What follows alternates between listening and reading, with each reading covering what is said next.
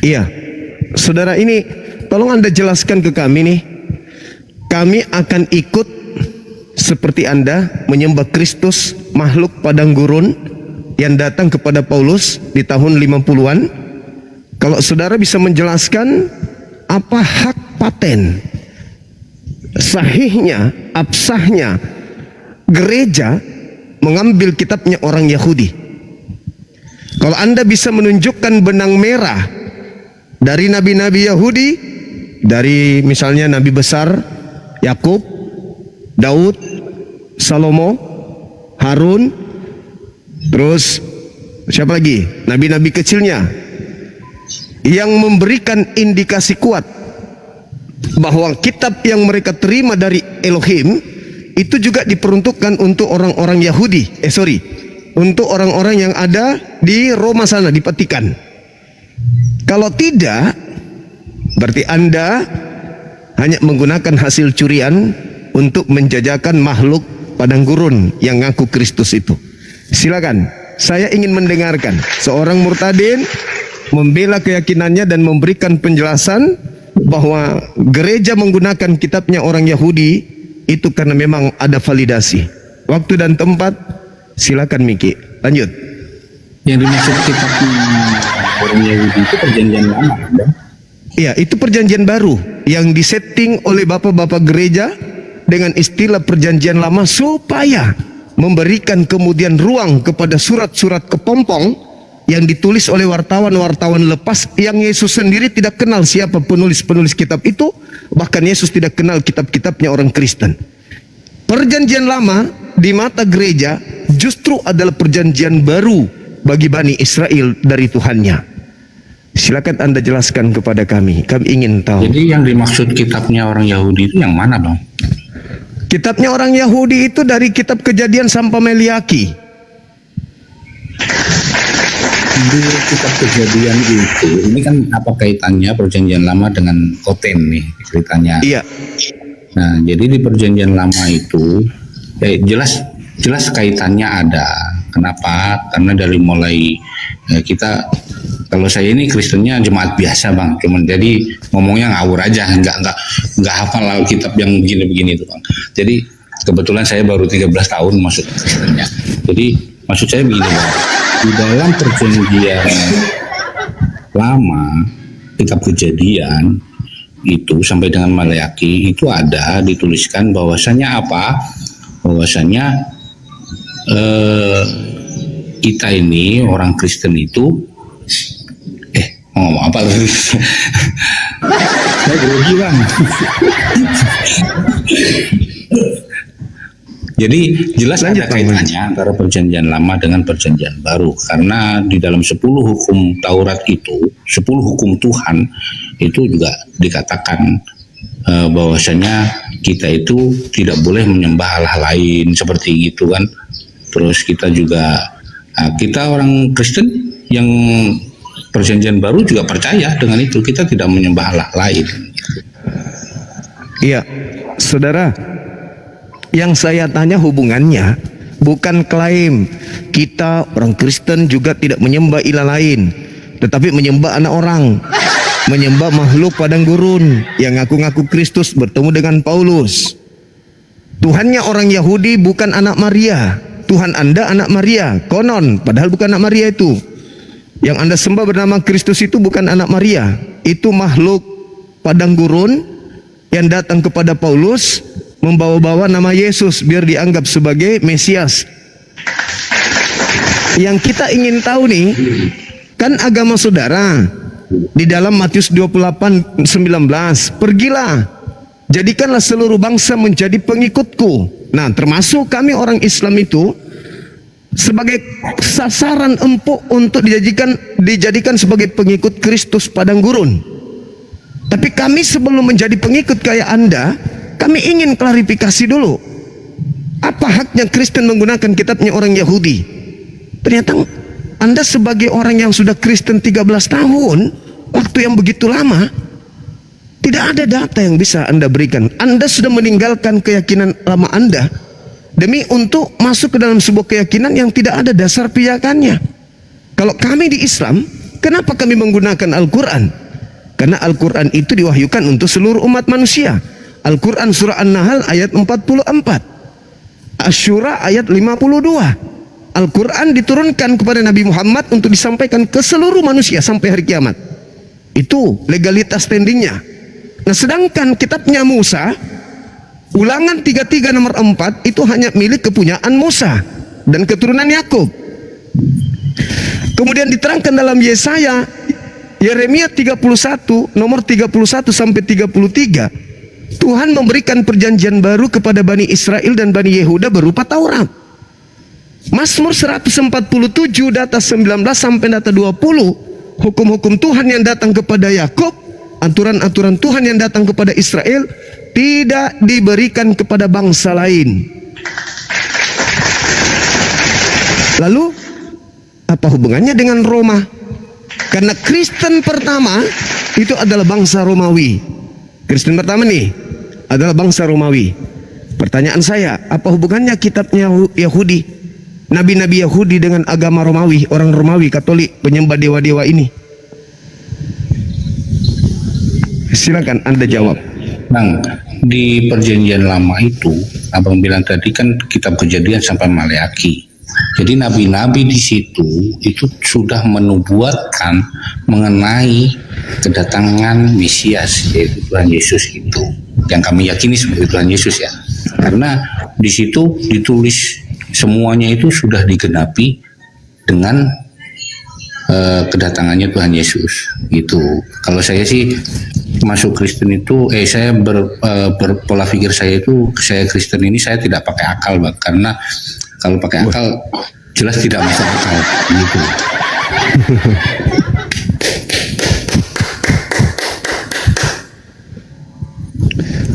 Jadi gini saudara, kalau Anda mengatakan ada nubuat, nubuat itu adalah ramalan. Ramalan untuk yang punya kitab, bukan ramalan untuk Roma. Ya, jadi tapi susah kalau kita berdiskusi Anda tidak menggunakan akal. Apa yang mau dibahas?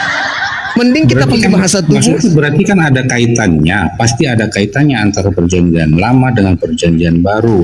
Karena di Nggak ada perjanjian kaitan. lama Nabi Yeremia sudah menubuatkan mengenai kelahirannya Tuhan Yesus sampai dengan meninggalnya sampai dengan bangkitnya. Itu sudah ditulis. Ya itu kan iman, Bang. Itu iman, bukan akal.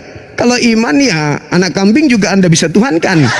Buku matematika Anda bisa jadikan sebagai firman Tuhan. Kalau bukan akal.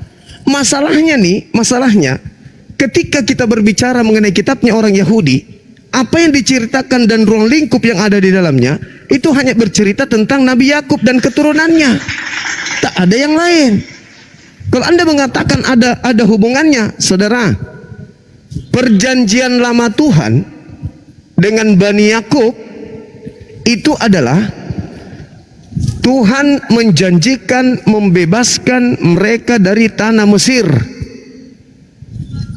dan mengantarkan kepada tanah yang dijanjikan kepada mereka.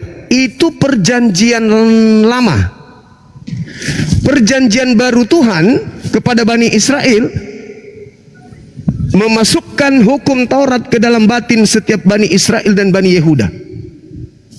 Tergenapi antara perjanjian lamanya Yahudi, perjanjian barunya Yahudi sudah genap. Di dalam Ulangan 4 nomor 2 nomor 3, jangan kau menambahi perjanjianku, jangan kau kurangi perjanjianku. Sudah genap itu, gak boleh lagi ditambah-tambah. Yahudi memiliki perjanjian lama, Yahudi memiliki perjanjian baru. Dan perjanjian baru yang dimaksud adalah hukum Taurat. Bukan Roma, Galatia, Filipi, Lukas, Markus, Matius, bukan itu. Itu adalah surat kabar yang dituliskan oleh pewarta yang Yesus pun tidak kenal mereka. Sedangkan kedatangan Yesus adalah untuk mengajak Bani Israel yang meninggalkan perjanjian baru yaitu Taurat agar kembali kepada hukum perjanjian baru mereka. Jadi tidak ada hubungannya sama sekali dengan Kristen, gak ada.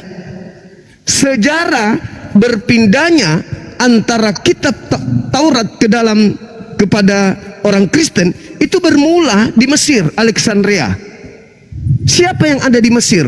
Orang-orang Yahudi yang sudah tinggal di sana yang tidak mengerti lagi bahasa Ibrani. Diterjemahkanlah kitab Taurat itu dalam bahasa Septuaginta, diedarkan kepada mereka. Dari sanalah di abad ketiga sebelum Masehi turun temurun di Mesir, lalu berpindah ke Roma dan seterusnya. Akhirnya dikoreksi. Pada abad keempat dijadikanlah kemudian kitab perjanjian kitab Septuaginta ini sebagai perjanjian lama oleh Katolik, oleh gereja, kebijakan gereja, dan surat-surat yang lolos di kanon ini dijadikan sebagai perjanjian baru. Dikawinkanlah kitab itu, jadilah Biblika. Hanya itu dasarnya. Tapi tentang pemberitaan secara histori itu tidak ada nubuat bahwa kitab orang Yahudi itu nantinya akan diberikan kepada orang Roma Katolik. Itu nggak ada, Bang. Makanya tidak ada orang Kristen, pastor, pendeta, murtadin atau apapun namanya yang bisa membuktikan validasi atau pengesahan bagaimana mereka bisa menggunakan kitabnya agama lain, yaitu agama Yahudi. Begitu, saudara. Silakan. Tadi yang cuma bilang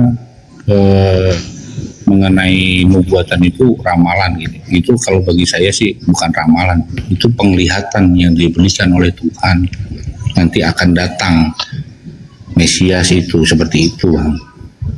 Bukan ramalan, Bang. Itu penglihatan dari Tuhan. Bahasa kita, Bang, bahasa orang Indonesia itu ramalan. Tapi ramalan ini bukan ramalan manusia biasa. Itu ramalan nabi. Nabi yang meramalkan, maka dia naik status menjadi nubuah. Penglihatan tentang hal yang akan terjadi atau yang telah terjadi, itu nubuah. Nah, nabi-nabi menerima kemudian nubuah, penglihatan dari Tuhan, menceritakan tentang masa depan. Ternyata kitabnya Yahudi hanya membahas tentang masa depan Bani Israel. Bang, dibilang saya katanya bukan murtad. Nama saya sampai sekarang di KTP nama saya itu Ahmad Taufik. Ya nggak apa-apa, Bang, nggak apa-apa. Jadi ini banyak yang ngomong itu bukan murtad, itu menyamar katanya. Memang benar-benar ya terserah lah kalau itu dibilang katanya gara-gara selangkangan. Ya, tapi dengan Anda mengatakan Kristen tidak bisa dibahas dengan akal, itu saya sudah pastikan Anda memang murtadin. Iya, karena belum ada orang menjadi Kristen karena proses berpikir. Belum ada, Bang. Bahkan Anda sendiri mengakui untuk masuk Kristen ya tidak boleh berpikir, nggak boleh pakai akal. Betul itu. Belum ada ya, orang murtad saya tidak karena proses berpikir akal, belum. Karena akal saya tidak akan nyampai dengan tidak akan nyampe karena memang tidak masuk akal, Pak. Tidak akan pernah bisa. Karena kenapa?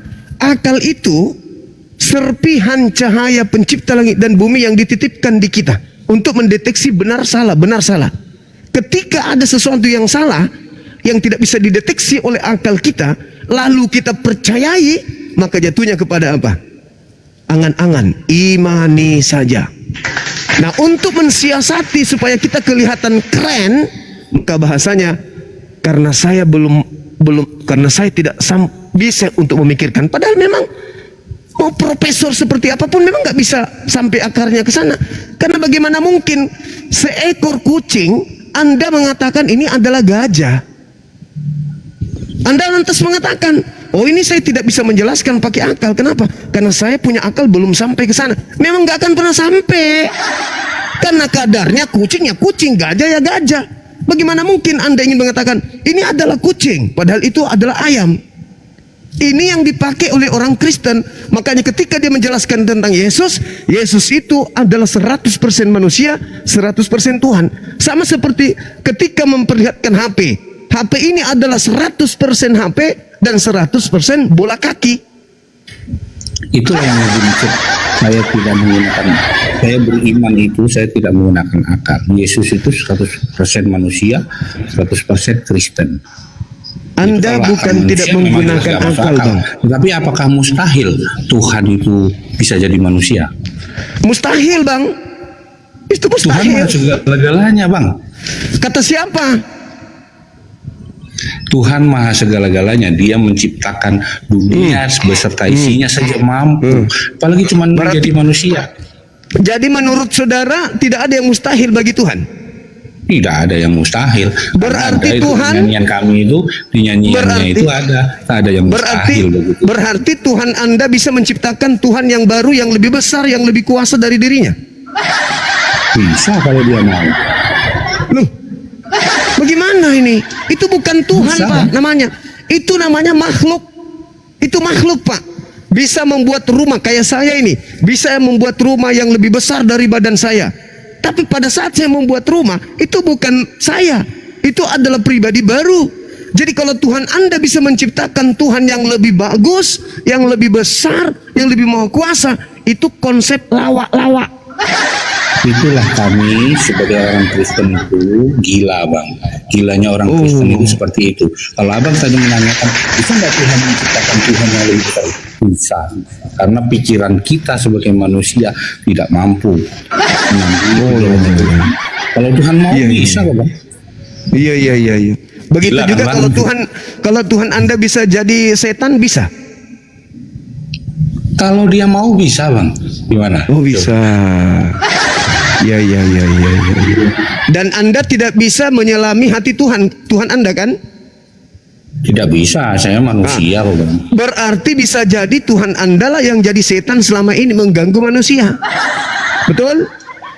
Bisa jadi kan, bilang Abang tadi. Bisa jadi. Bisa Bilang jadi. Abang yang bilang bisa jadi itu, yang bilang bisa jadi itu Abang. Lah kan Jadi Anda mengatakan bahwa Tuhan Anda itu bisa melakukan apa saja dan Anda tidak bisa menyelami Tuhan Anda. Contoh nih, ketika di dalam Matius 4 nomor 1.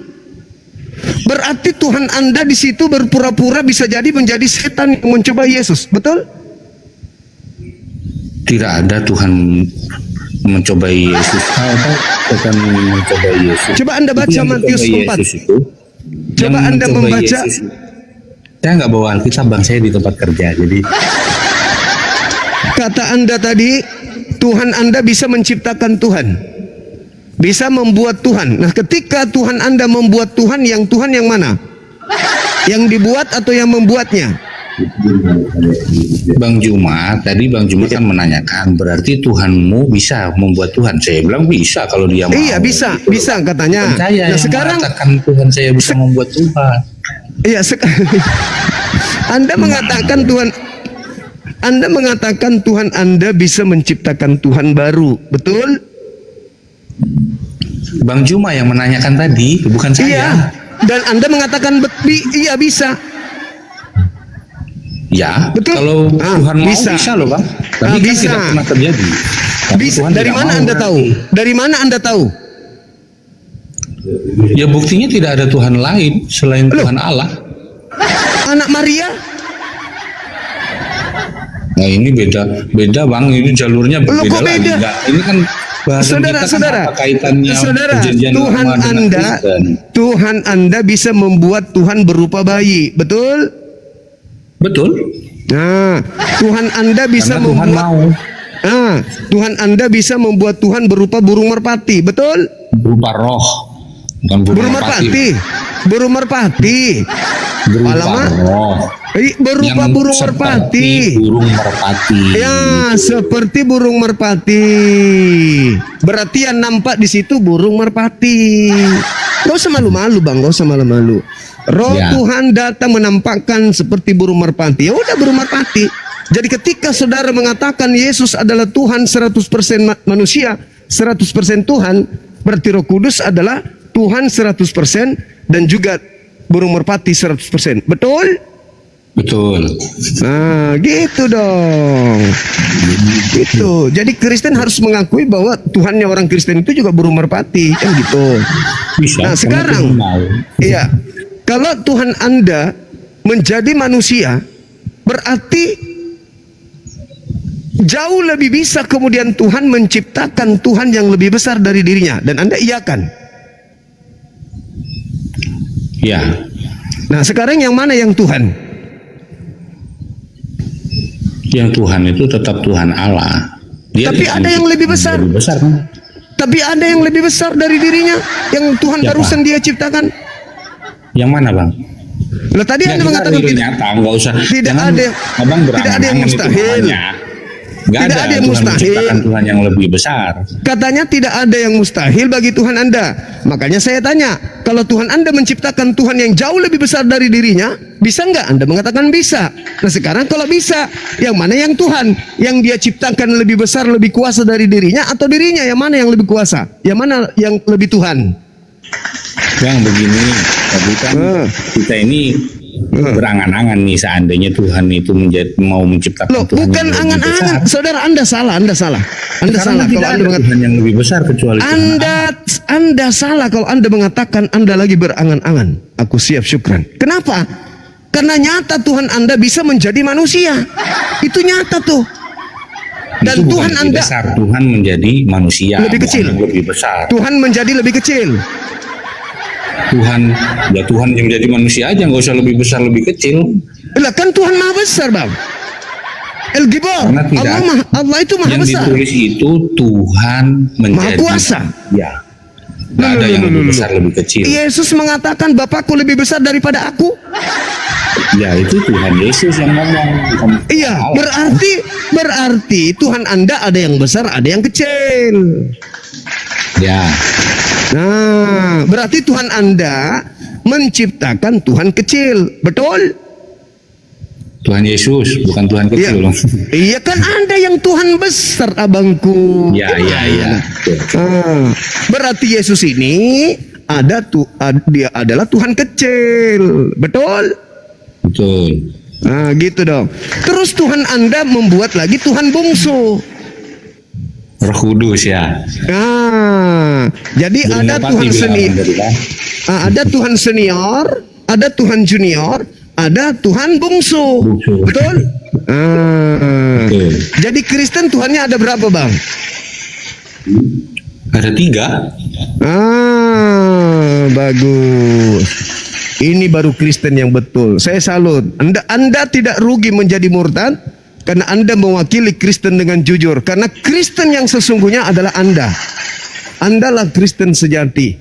Yang lainnya itu munafik, Terima kasih. pembohong, Amin, Bang. pendusta. Kristen yang benar adalah Anda. Harusnya Anda yang dilantik menjadi pendeta paling besar di Indonesia ini. Kenapa? Karena Anda adalah cerminan ajaran Katolik, Nggak ajaran kepingin Bang jadi Kristen. pendeta Bang, berat bebannya Yang- pendeta itu Bang. Iya, Jadi jemaat tapi biasa Anda, aja. tapi Anda yang paling benar di antara semua Kristen, yang paling jujur itu Anda, yang lainnya pembohong semua. Saya bilang iya karena saya memimpin doa makan saja sama anak saya. Saya bilang dalam nama Tuhan, Yesus, anaknya, Allah Bapa, dalam nama Roh Kudus. Saya selalu menyebut itu. Makanya saya iya. Iya, berarti Tuhan 3. kami, sudut pandang abang itu memandang Tuhan kami ada 3. Ya saya iyakan aja. Karena kalau tidak 3, Bang, pada saat Yesus netek ke ibunya, kalau cuma 1 nih Tuhan Anda nih, pada saat Yesus netek ke ibunya, maka pencipta langit dan bumi netek. Itu loh. Pada saat Yesus kemudian mati, berarti Tuhan alam semesta kehilangan Tuhan karena Tuhan lagi mati. Maka Kristen yang paling jujur di dunia ini yang pernah saya temui hanya saudara Andreas. Yang lainnya pembohong. Yang lainnya pembohong. Kita tidak bisa menggunakan akal pikiran kita. Pendeta-pendeta itu pendusta. Maksud dan tujuan Tuhan. Jadi Tuhan itu, abang bilang Tuhan Yesus netek. Itu kan kehidupan kita manusia di dunia ini. Ya itu namanya kan itu, yang tidak masuk akal. Itu Tuhan gak itu yang netek? Apakah Tuhan Yesus itu waktu kecil itu netek? Iya benar. Itulah yang dimaksud ketidak masuk akalan kita di dunia. Karena kita tidak sampai memikirkan pola pikir Tuhan. Iya betul. Berarti sama seperti contoh, misalnya seperti contoh begini Bang. Nanti di akhir zaman kita akan diadili satu orang sekian. Yang umurnya 50 tahun itu kira-kira komputernya seberapa besar ya? Kira-kira flash disknya berapa giga? Itu tidak bisa akal pikiran kita manusia menerjemahkan teknologinya Tuhan. Itu maksud saya yang tidak masuk akal. Saya tidak menggunakan akal masuk Kristen. Iya. Saya ulang lagi nih Bang. Berarti Kristen yang benar adalah Kristen yang tidak menggunakan akal. Betul? Betul. Tidak perlu pakai akal orang Kristen. Tidak perlu. Yakin Iya. Yesus adalah Tuhan yang dijanjikan oleh Allah Bapa melalui nubuatan nabi-nabi sebelumnya. Dia Iya. harus lahir, Iya. mati, dan dibangkitkan. Iya. Saya tidak menggunakan akal. Jadi menurut abang ini bagaimana dengan agama sebelah kita yang menganggap bahwa Tuhannya itu adalah seekor sapi? Benar enggak Siapa, menurut Pak? Anda? Agama Hindu ya? Iya. Benar enggak menurut Anda bahwa mereka menuhankan sapi itu begini, dan Bang. Ini maaf Bang, saya biarpun Iya. saya dulu beragama Islam, saya seorang murtadin, saya juga tidak mau membahas tentang agama Islam. Saya takutnya jadi menjelek-jelekkan agama saya yang dulu karena ada yang baru. Saya pengen membahas enggak bisa, enggak bisa Anda menjelekkan Islam, Bang. Tidak Ya, bisa maksudnya Anda saya menjelekkan tidak Islam mau karena membahas tidak ada tentang kejelekan agama di Islam. Karena saya Tidak ada takutnya kejelekan di Islam. Saya Tidak ada. nanti bisa saya ini agama dulu begini. Nah, mentang-mentang ada yang baru gitu. Saya tidak mau seperti Enggak. Kita bahas Di agama Islam Kristen saja. enggak ada kejelekan di Islam itu enggak ada. Susah Anda menemukan itu karena memang enggak ada. Yang saya tanya bagaimana pendapat Anda dengan orang-orang yang menyembah sapi? Itu pertanyaan saya. Saya tidak mau Kasih berpendapat sahabat tentang agama maka- orang lain. Saya kepingin tentang agama Kristen saja, Bang. Kenapa, Bang? Kenapa Anda enggak Ini mau saya memberikan kutip saja komentar? perintah daripada Tuhan Allah, Tuhan Yesus juga memerintahkan bahwasanya itu yang berhak itu menghakimi siapa yang benar, siapa yang salah itu hanya Tuhan Yesus. Oh, Makanya begitu. saya tidak mau membahas orang lain. Iya. Kan saya nggak tahu siapa yang benar, yang salah. Yang tahu itu hanya Tuhan Yesus, Bang. Gitu. Iya. Nah, sekarang kita kembali kepada tema kita, Abang. Sebagai seorang Kristen, Anda bisa nggak menjelaskan kepada saya apa validasinya orang Kristen ini yang agamanya aneh, yang agamanya tidak masuk akal dengan kitabnya orang Yahudi. Sementara kalau kitabnya orang Yahudi itu harus prioritasnya akal, bukan yang lain. Orang bodoh itu di kitabnya orang Yahudi itu dicaci maki habis. Kalau orang Kaitannya, Bang, tadi Abang bilang juga sudah dikatakan kan, jadi di dalam disuruh berpuasa apa segala macam. Ini yang saya alami pribadi ya. Kami Kristen terutama dari Gereja Kalimantan Evangelis ada yang puasa sampai sekarang. Bahkan saya sendiri kemarin bukan kaitannya, Bang. Kaitannya kitab Bang. Yahudi. Coba dengar dulu. Jadi waktu bulan Ramadan kemarin bapak saya, kebetulan ibu saya udah meninggal. Bapak saya berpuasa, dia telepon, "Le, gimana kamu puasa?" Bapak saya sampai sekarang tidak terima bahwasanya saya ini seorang Islam. Hari Jumat pun seorang Kristen. Tapi hari Jumat pun bapak saya, "Le, sudah sholat Jumat." Sudah. Kayak gitu aja. Berarti Anda Kalau saya berbohong sholat berarti. Berarti Anda Saya berbohong. berbohong. Boleh di Kristen berbohong sama bapak orang tua? Boleh. Tidak boleh sebenarnya, tetapi saya akui saya berdosa karena saya berbohong. Tapi dengan Iya, begitu bapak saya pun mungkin menjadi tenang di sana. Oh iya. Gitu loh. Oke, sekarang Kebetulan kembali saya ke di tema. Kalimantan, bapak saya di Jawa. Iya, kembali ke tema. Apa haknya orang Kristen mengambil terjemahan kitabnya agama Yahudi? Nah, saya kurang paham itu, Bang. Maaf aja, Bang.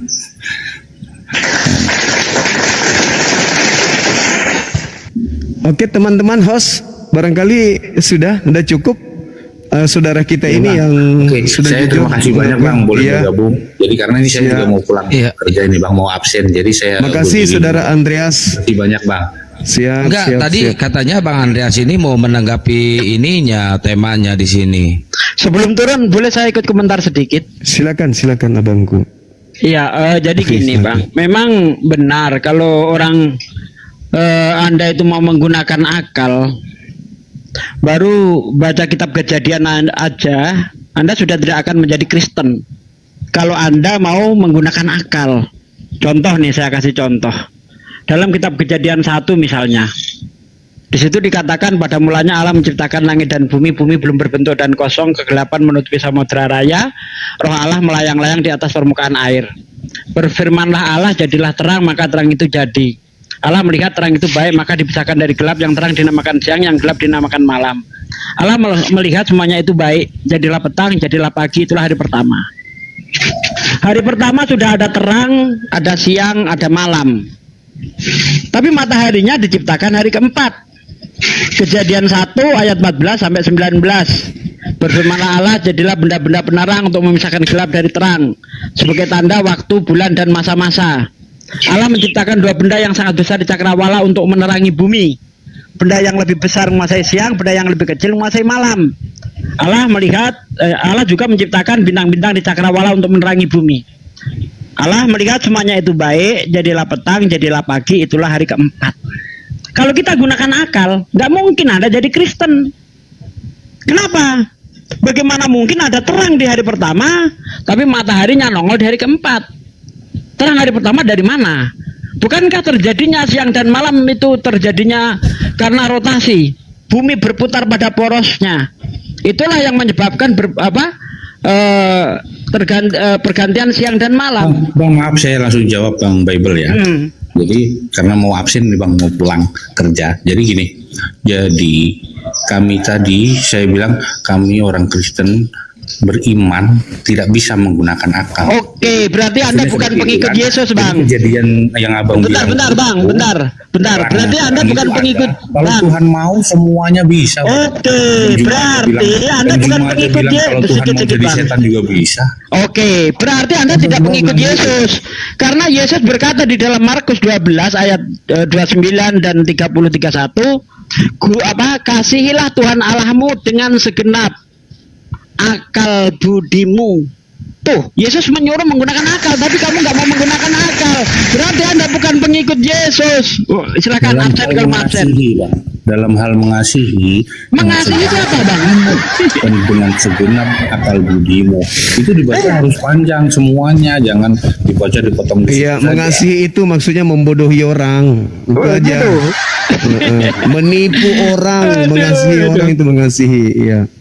Itu maksudnya di Kristen. Abang-abangku yang Kalau di Kristen itu mengasihi itu maksudnya membunuh akal manusia, membukul akal anak-anak keturunan kita supaya menjadi bodoh menyembah makhluk, itu maksudnya. Begitu jadi di gini, Kristen Bang. itu, ya. Jadi definisi benar, definisi benar itu antara pernyataan dengan kenyataan harus sesuai. Itu namanya benar. Contoh nih, saya bilang korek, bener enggak, Bang? benar. Lah, ini bukan korek ini. Pernyataan saya ini korek. Atau gini aja lah. Saya bilang ini rokok. Oke. Saya bilang ini rokok. Saya bilang ini rokok. Benar apa salah? Benar, Salah. menurut Kristen Salah. benar. Salah lah Bang, itu apa itu? Menurut Kristen benar. Berarti antara pernyataan dan kenyataan salah. Nggak sesuai. Makanya dibilang nggak benar. Ya. Nah, yang benar apa? Antara pernyataan dan kenyataan sama. Ini HP. Baru benar. Kalau Kristen itu kucing juga bisa kalau di Kristen. Bang, kalau saya beriman bahwasanya Yesus itu adalah Tuhan Allah sebagai juru selamat saya, apakah saya salah, Bang? Iman saya berkata begitu loh. Iya. Tapi iman dasarnya itu akal. Lanjut. Iman itu bukan standar untuk menentukan ini benar ini salah. Bukan iman. Kalau iman bisa jadi standar sebuah kebenaran, maka ketika Bang Zuma bertanya kepada Anda apakah orang menyembah sapi itu benar, Anda harus jawab benar karena berdasarkan iman. Karena kebenaran tolak ukurnya adalah akal, bukan iman. Gitu loh, Bang. Ada orang nyembah kaleng kerupuk, itu Tuhan katanya. Berdasar iman mereka benar. Tapi berdasarkan akal, apakah itu benar? Iman bukan tolak ukur kebenaran. Tolak ukur kebenaran adalah akal. Akal. Ketika akal itu sesuai dengan apa yang kita sampaikan, maka diterima. Tapi kalau tidak sesuai, tidak bisa diterima. Makanya di dalam Al-Quran kita dituntut afala tawakilun. Apa kamu nggak menggunakan akalmu? Afala tafakarun. Apa kamu nggak mikir? Hanya Islam satu-satunya agama yang sesuai dengan akal. Agama yang sesuai dengan realistis. Ketika orang tidak mau menggunakan akalnya, itu orang sakit, Bang. Ya, orang yang dipaksa untuk mengimani sesuatu yang tidak masuk akal, itu sakit di otak, Bang. Contoh nih, saya bilang 1 tambah 1 harus kamu imani 3, sakit otakmu, Bang. Kalau kamu itu percayai, sakit di otak, Bang. Karena akan bertentangan, perang terus dengan akal kita. Tidak mungkin dong 1 tambah 1 sama dengan 3. Yang betul 1 tambah 1 sama dengan 2. Jadi agama yang membawa kedamaian itu agama yang membawa akal. Agama yang tidak sesuai dengan akal, agama yang membawa orang sakit. Gitu, Aki, lanjut. Ya, baik. Iya. Saya rasa Izin udah ya teman-teman, saya mau minum nasi dulu, minum nasi. Gak bisa, terhalang.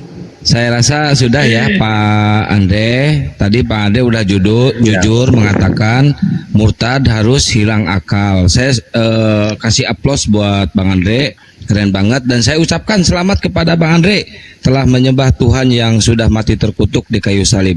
Ya, selamat sore ya Pak Andre ya. Selamat beraktivitas. Terima kasih Bang Juma. Ya, sama-sama Bang. Memang benar-benar kalau orang mau menggunakan akal tidak mungkin bisa murtad. Nah, dia Itulah yang saya katakan bahwa Kristen yang paling benar di Indonesia baru satu yang kutemui barusan tadi itu. Itulah Kristen yang sesungguhnya, yang sebenar-benarnya Kristen itu. Yang lainnya itu cuma memaksakan sok cantik, sok paten biar dianggap benar, memaksakan keadaan tapi tidak sesuai dengan akal. Itu teman-teman, benar kali itu tadi. Tapi saya minum kopiku dulu. Ini Gurunda kopi barusan rasanya. apa? Minum tiang nasi. listrik. Minum nasi. Oh, kirain minum tiang listrik. Kan imani aja, piye? HP disebut korek. Ada emang benar-benar harus hilang akal, guys. Murtad Ya, itu memang. dia jujur, keren. Jadi apa? Supaya bisa jadi Kristen harus gila. Karena orang yang nggak mau menggunakan akalnya itu orang gila saja. Tapi dia mengakui loh ngajarin ke anaknya harus menyembah Tuhan 3 di doa makannya. Parah ya Allah ya Rabbi. Itulah ya betapa Islam ini agama yang ya'lu wa la yu'la alaih.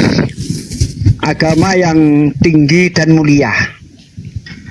Kenapa agama Islam agama yang tinggi mulia?